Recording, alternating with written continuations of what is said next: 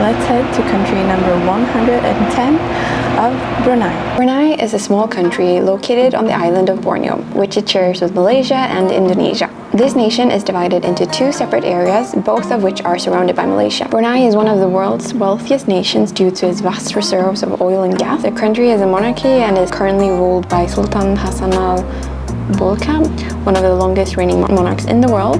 Brunei is one of the world's smallest countries, but it has one of the highest rates of car ownerships in the world. Sultan of Brunei is one of the world's richest individuals. And just like that, we have now made it to Brunei. And the very convenient thing, at least for me, is that there is a direct flight from Hong Kong to Brunei with Royal Brunei Airlines, and it's only 3 hours away, and it goes quite often, so it's a very good way of traveling to Brunei from Hong Kong.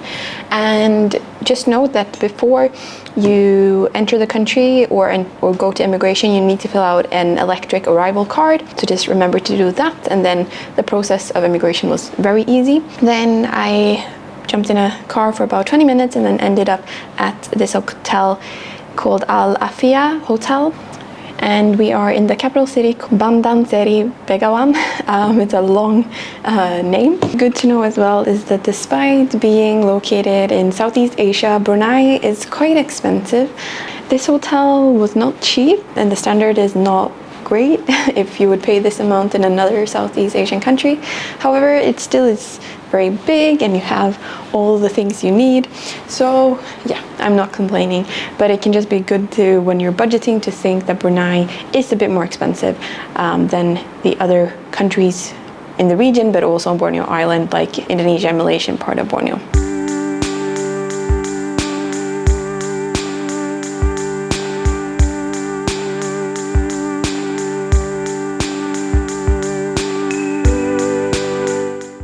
So we have now started to explore the capital city of Brunei, and we have just visited the one of the museums here in the city, talking about the history of the country and also from how it's grown when they found the oil and gas, and how the country has developed from that and how it's so reliant on it today.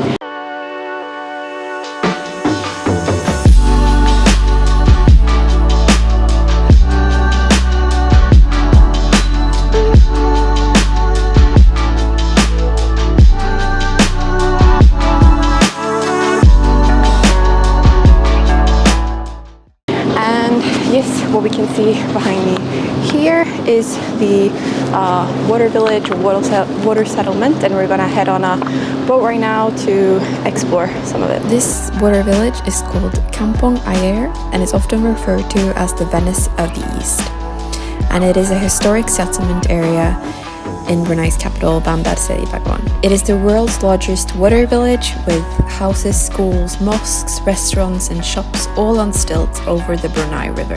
It has been inhabited for over 1,000 years and is an important part of Brunei's cultural heritage. We passed many of the houses and the police station, the fire brigade, the mosque, and loads of other interesting things. Today there are around 10,000 people living in this village. We also stepped off the boat and got to go inside one of the local homes on stilts and have some coffee, tea and snacks, which was also really nice to get to see inside one of the houses.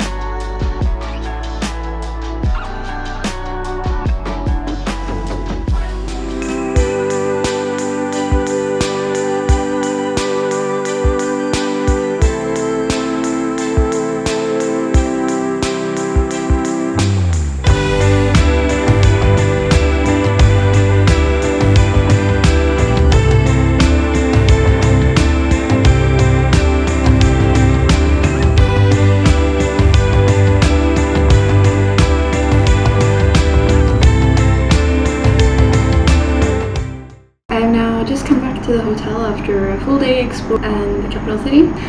Tonight I'm gonna head to Gadong Night Market to get some local traditional good food. So I'm working up the appetite to be able to try a lot of food, which I'm excited about. But one thing I just want to mention is that by observing the city today, I realized that this is not a very walkable friendly city. Everyone has a car and everyone drives everywhere. So my original plan was that I was gonna walk to this night market. It's not that far, but I will take a taxi, and then I can recommend you 2 apps. The number one is of course Airlo for your eSIM mobile data, and I do have a discount code which I will put here or in the description box, which gives you $3 off your purchase on Airlo.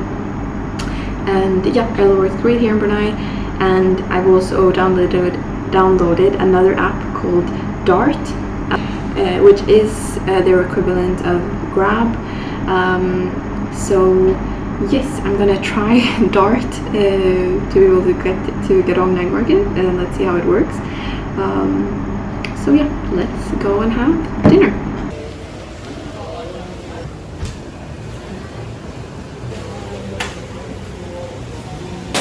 Okay, so we have now made it to Gadong Night Market, and as you can see, it's not night yet. It opens at 4 p.m.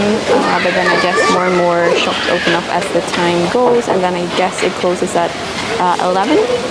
And yeah, I've done the first kind of round to assess of what to buy, and yeah, so far I got the watermelon juice. You can see here.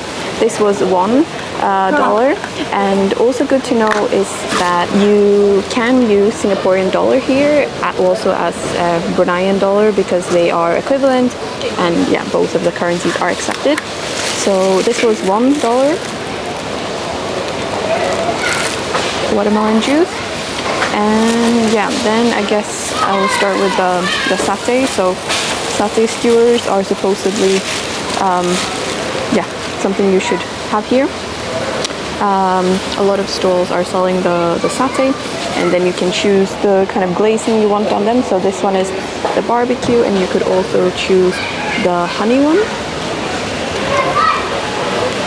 So I got 2 types of chicken and then one with beef.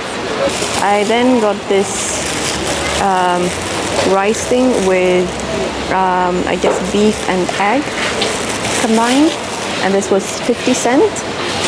And then I got this packet here, and in it there is rice and sauce, but then also fried chicken.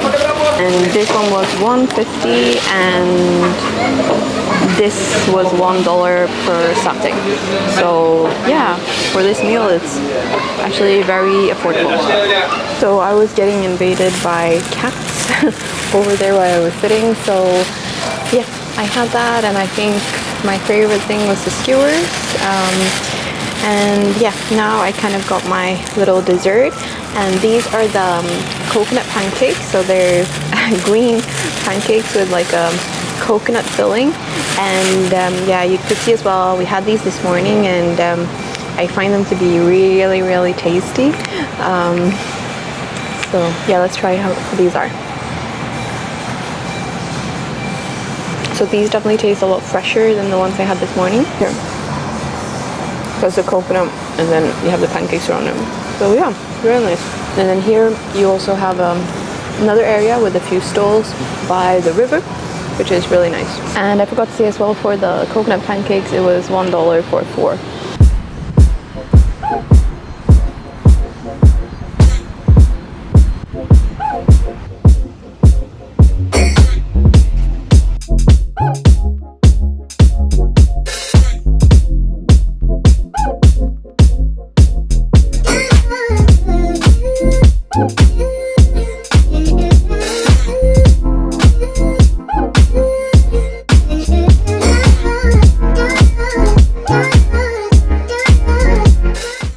So it is now day 2 here in Brunei, and today we're taking a water tour. So first stop of the day is the water village again, but this time we've come up and been able to walk around a bit and see more of the houses and way of life. So yeah, and what you can see behind here is the Yabal Rama house, which is a very colorful, beautiful house here on the water village.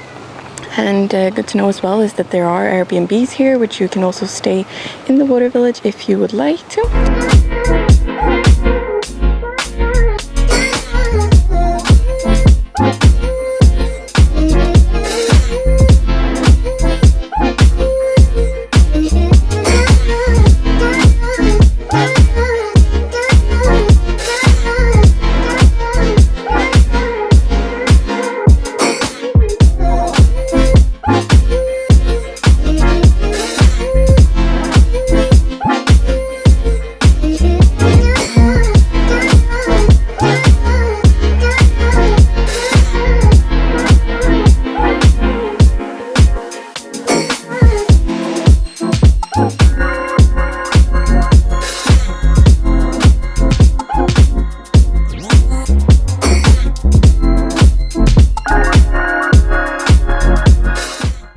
up, okay? Oh my god.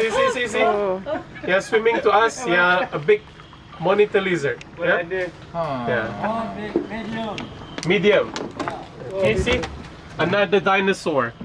This is another dinosaur, okay? So what you can see behind me here is the Omar Ali Saifuddin Mosque, and I needed to read that out because it's a very long and complex name, and this is one of the major sites or highlights or monuments of Brunei. It was built back in 1958, and it's one of the country's 2 national mosques. It is one of the largest and oldest mosques in the country, and it's named after the 28th Sultan of Brunei. And it lies very beautifully here down by the city center, and also here you have a big park and walking path by the water as well, which is nice to walk around.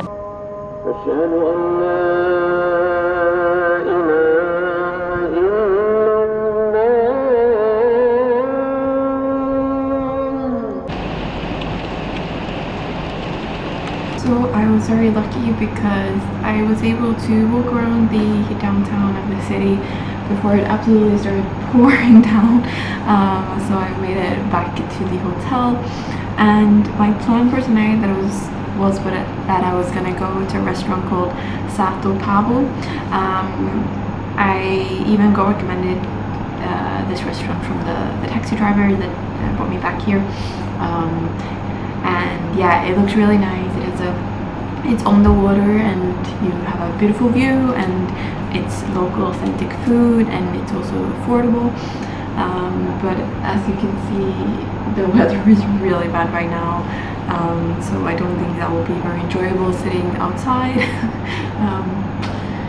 But yeah, so it's a bit of a shame, but I just wanted to come on here and summarize this trip because tomorrow morning, bright and early, I'm heading back to Hong Kong. So it was a short but sweet visit here to Brunei, and I know that Brunei doesn't get a lot of good, tourist feedback, and I would agree saying that there is not huge amount of things to do here.